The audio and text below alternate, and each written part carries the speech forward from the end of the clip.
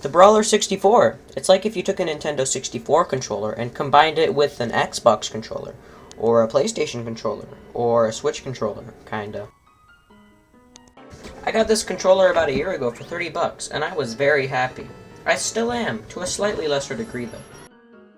The Brawler 64 has all the same buttons as the original N64 controller, plus 3, if you count triggers as buttons. The layout is very good, and using the controller feels much more natural than it may look from just looking at it. The controller adds a turbo button, and another button to clear the turbo near the top of the controller. It also switched the position of the Z triggers to where most controllers have their Z triggers instead of in the middle. There are also 2 Z triggers instead of 1. I find this to be more comfortable than the original N64 controller because you don't need 3 hands to play it. The D-pad is also worse than the original N64 controller's D-pad because it is spongy, unlike the clicky D-pad that the N64 controller has. I would not recommend using this controller if you were to play something like Kirby 64, where you primarily use the D-pad to move around. The analog stick is very good. It has a good dead zone and isn't supported by some really thin piece of plastic that the original N64 controller had. One pet peeve I have with the analog stick, though, is that it doesn't have a concave or groove so your thumb doesn't slip off.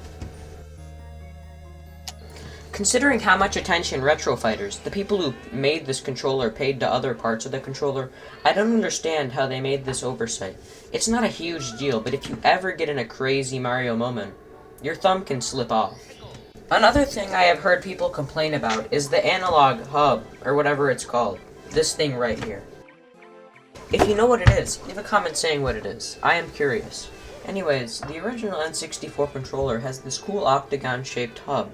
The Brawler 64 also has an octagon-shaped hub, but the octagons are differently shaped, and some people don't like that.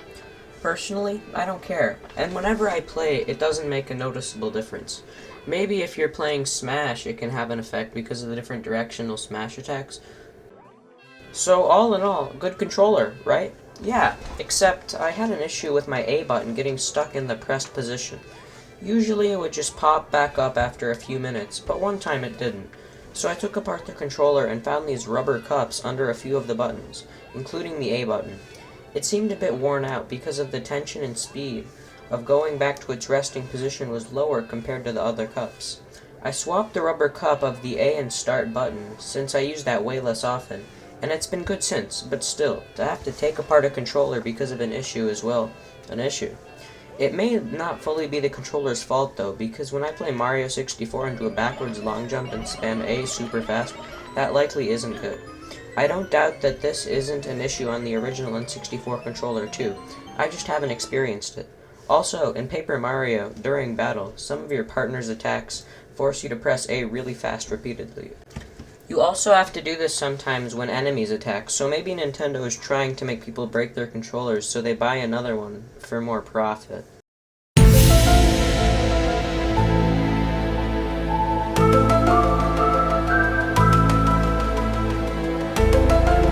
Anyways, that's all you need to know about the Brawler 64. I give this controller a big, fat 8.5 knee slaps out of 10. Oh wait, no, I can't say that. Scott the Waz trademarked that. 8.5 bananas out of 10.